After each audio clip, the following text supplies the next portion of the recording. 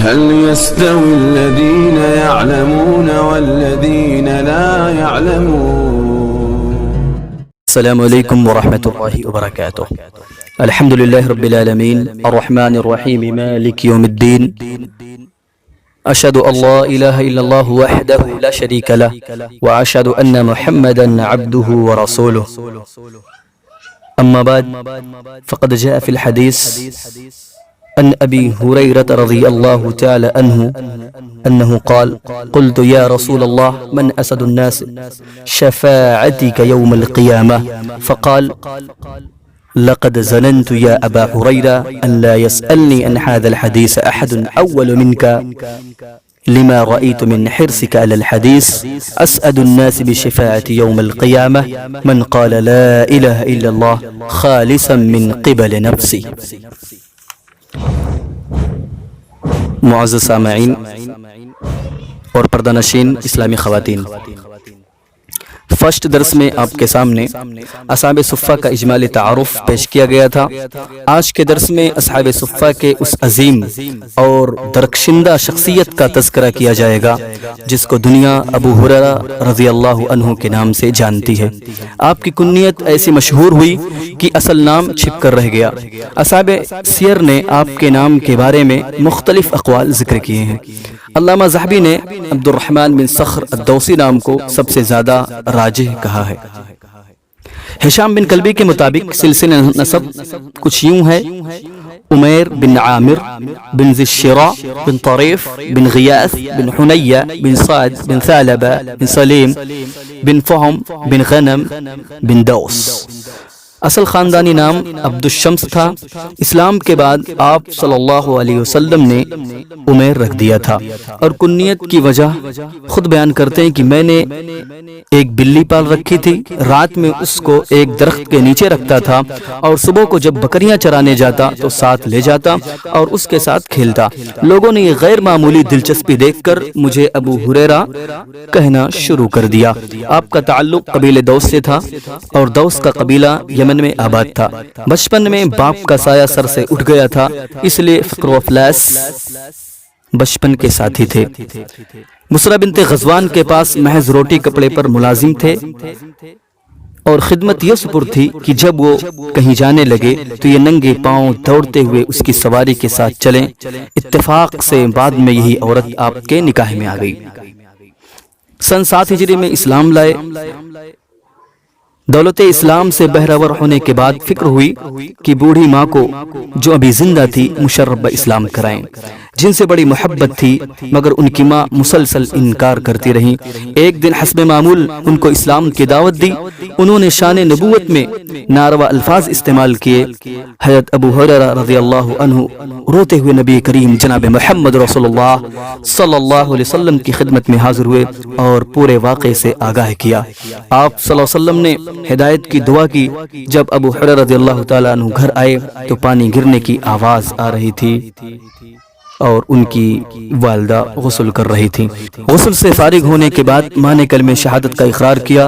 ابو ہریرہ رضی اللہ تعالیٰ عنہ روتے ہوئے دوبارہ نبی کریم جناب محمد رسول اللہ صلی اللہ علیہ وسلم کی خدمت میں حاضر ہوئے، لیکن اس بار خوشی کے آنسو تھے اور نبی کریم جناب محمد رسول اللہ صلی اللہ علیہ وسلم کو دعا کی قبولیت کی بشارت دی. ابو ہریرہ رضی اللہ تعالیٰ عنہ ان صحابہ کرام میں سے ہیں جو علم حدیث کے ستون سمجھے جاتے تھے. آپ بالاتفاق صحابہ کرام کی جماعت میں سب سے بڑے حافظ حدیث تھے. اگرچہ حضرت عبداللہ بن عمر اور انس بن مالک رضی اللہ عنہما بھی حفاظ میں ممتاز درجہ رکھتے تھے، لیکن ابو ہریرہ رضی اللہ تعالی عنہ کو کثرت روایت میں ان پر بھی برتری حاصل تھی. آپ کی مرویات کی تعداد تقریباً 5374 ہے. آپ صلی اللہ علیہ وسلم نے ان کے بارے میں فرمایا تھا کہ ابو ہریرہ علم کا ظرف ہیں. آپ کو علم کی بڑی جستجو تھی اور ان کا ذوق حرص کے درجہ تک پہنچ گیا تھا. ان کے علم حرص کا اعتراف ایک بار نبی کریم جناب محمد رسول اللہ صلی اللہ علیہ وسلم نے خود کیا. ایک مرتبہ ابو ہریرہ رضی اللہ تعالی عنہ آپ صلی اللہ علیہ وسلم سے سوال کیا کہ قیامت کے دن کون خوش نصیب آپ کی شفاعت کا زیادہ حقدار ہوگا۔ آپ صلی اللہ علیہ وسلم نے فرمایا تمہارے حرص علی الحدیث دیکھ کر میرا پہلے سے یہی خیال تھا کہ یہ سوال تم سے پہلے کوئی نہ کرے گا۔ سامعین، بہت سے اکابر اور علماء صحابہ کے مقابلے میں ابو ہریرہ رضی اللہ عنہ کے کثرت علم اور وسعت معلومات کا دو سبب تھا۔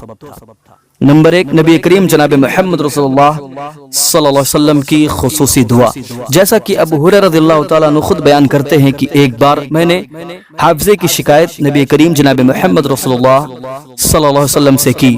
آپ صلی اللہ علیہ وسلم نے فرمایا کہ اپنا دامن پھیلاؤ۔ پھر نبی کریم نے کچھ دعا کی اور دم کیا، پھر فرمایا ابو ہریرہ اپنے دامن کو سینے سے لگا لو۔ ابو ہریرہ رضی اللہ تعالیٰ عنہ فرماتے ہیں اس گھڑی کے بعد جو بھی یاد کردہ پتھر کی لکیر بن جایا کرتی تھی۔ مروان بن حکم نے ان کی قوت حافظہ کو چیک کرنے کے لیے ان کو بلایا اور ایک کاتب کو تخت کے نیچے بٹھا دیا۔ ابو ہریرہ رضی اللہ تعالی عنہ نے بہت سی احادیث بیان کی اور نصیحت کر کے گھر چلے گئے۔ ایک سال کے بعد مروان بن حکم نے دوبارہ بلایا اور کہا کہ مجھے ایک سال پہلے جو آپ نے نصیحت کی تھی اور احادیث سنائی تھی پھر میں سننا چاہتا ہوں، اور تخت کے نیچے اسی کاتب کو بٹھا دیا۔ ابو ہریرہ رضی اللہ تعالی عنہ نے جو احادیث ایک سال پہلے سنائی تھی وہی احادیث ہو بہو سنائی اور گھر چلے گئے۔ مروان نے کاتب کو بلایا اور پوچھا کیا دونوں میں کچھ فرق ملا؟ کاتب نے کہا واللہ ابو ہریرہ رضی اللہ تعالی عنہ نے جو احادیث ایک سال قبل ذکر کی تھی ایک سال بعد ہو بہو وہی احادیث سنائی ہے۔ اسی دن سے مروان بن حکم ان کی عزت کرنے لگا اور ان کو وقتاً فوقتاً تحفے تحائف بھی دیا کرتا تھا۔ کثرت روایت کی دوسری وجہ کہ نبی کریم جناب محمد رسول اللہ صلی اللہ علیہ وسلم کی مصاحبت۔ ابو ہریرہ رضی اللہ تعالیٰ عنہ بیان کرتے ہیں کہ لوگ اعتراض کرتے ہیں کہ ابو ہریرہ بہت حدیثیں بیان کرتا ہے، حالانکہ مہاجرین و انصار ان احادیثوں کو نہیں بیان کرتے، مگر معترضین اس پر غور نہیں کرتے کہ ہمارے مہاجرین بھائی بازاروں میں اپنے کاروبار میں لگے رہتے تھے اور انصاری اپنے زراعت میں سرگردہ رہتے تھے۔ میں محتاج آدمی تھا، میرا سارا وقت آپ صلی اللہ علیہ وسلم کی صحبت میں گزرتا تھا، اور جن اوقات میں وہ لوگ موجود نہ ہوتے تھے میں اس وقت بھی موجود رہتا تھا۔ ابو ہریرہ رضی اللہ تعالیٰ عنہ کی اس توجیہ کی تصدیق صحابہ کرام کیا کرتے تھے، لیکن اس کے باوجود بہت سے مستشرقین نے آپ کی شخصیت کو مجروح کرنے کی ناپاک کوششیں کی، جس میں سر فہرست ابو ریہ ہے۔ اس نے ایک کتاب لکھی اسواء علی السنۃ المحمدیہ۔ اس کتاب کے اندر ابو ریہ نے صحیح احادیث پر اعتراض کیا اور خصوصاً ابو ہریرہ رضی اللہ تعالی عنہ کی شخصیت کو متہم کرنے کی کوشش کی۔ جب ان کی شخصیت کو مجروح کر دیا جائے گا تو نعوذ باللہ ان سے روایت کردہ تمام احادیث مشکوک ہو جائے گی۔ مگر الحمدللہ بہت سارے لوگوں نے ابو ہریرہ رضی اللہ تعالی عنہ کا دفاع کیا اور ابو ریہ کو جواب دینے کی کوشش کی، جس میں سب سے کامیاب جواب ذہبی الاثر امام عبد الرحمن ابن یحییٰ المعلمی نے دیا، جو یمن کے محدث اور اسماء الرجال کے جانے مانے ماہر گزرے ہیں۔ انہوں نے ابو ریہ کے جواب میں ایک کتاب لکھی الانوار الکاشفہ، جس کے اندر تمام اعتراضات کا موصوف نے مدلل جواب دیا۔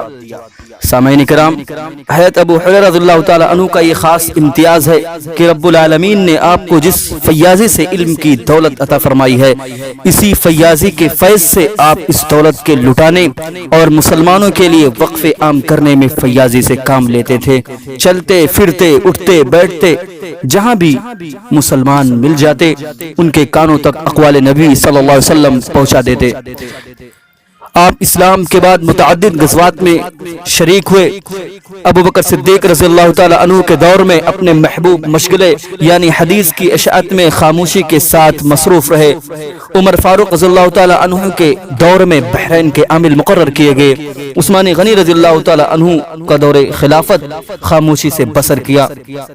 البتہ محاصرے کے وقت لوگوں کو ان کی امداد اور اعانت پر ابھارتے تھے اور محاصرے کی حالت میں گھر میں موجود رہتے تھے۔ اس کے بعد آپ کا ذکر نہیں ملتا، یہاں تک کہ جنگ جمل اور جنگ صفین وغیرہ میں بھی آپ کی شرکت کا پتہ نہیں چلتا، کیونکہ ایسے وقت میں بہت سے صحابہ کرام روپوش ہو گئے تھے، جس میں ابو ہریرہ رضی اللہ تعالی عنہ بھی شامل تھے۔ ان فتنوں کے بعد امیر معاویہ کے دور حکومت میں مروان کبھی کبھی ان کو مدینہ میں اپنا قائم مقام بناتا تھا۔ سن 57 یعنی 57 ہجری میں مدینہ میں بیمار ہوئے. بڑے بڑے لوگ عیادت کو آتے تھے, خود مروان بھی آتا تھا. تقریباً 59 یعنی 59 ہجری کے اندر آپ کا انتقال ہوا. ولید نے نماز جنازہ پڑھائی. اکابر صحابہ میں حضرت عبداللہ ابن عمر اور حضرت ابو سعید خدری رضی اللہ عنہما موجود تھے. جنت البقیع میں آپ کو دفن کیا گیا. انا للہ و انا الیہ راجعون.